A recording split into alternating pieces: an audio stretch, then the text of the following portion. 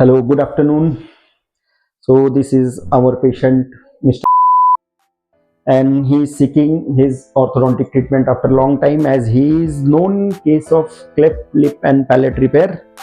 So it was advised to get treatment done at the age of 16 to 18 years, but due to some problem it was delayed. So today he reported for his further cleft lip and palate treatment. So usually we start with record taking, case history, examination.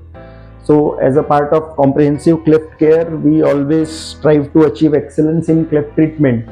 So we have taken his x-ray, have taken his models. After collection of all records, we will put this into software. We will analyze the problem and formulate a comprehensive treatment plan for him. So here we can see that he is severe maxillary deficiency case with a slight asymmetry, constricted narrow maxillary arches, class 3 with reverse overjet of almost 12 millimeters, mandibular prognathism, and some decayed teeth also.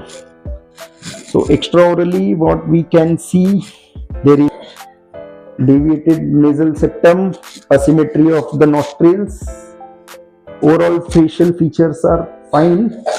Mandibular prognathism, deficient maxillary arch. This zygomatic buttress also deficient, with some amount of sclera visibility is also there.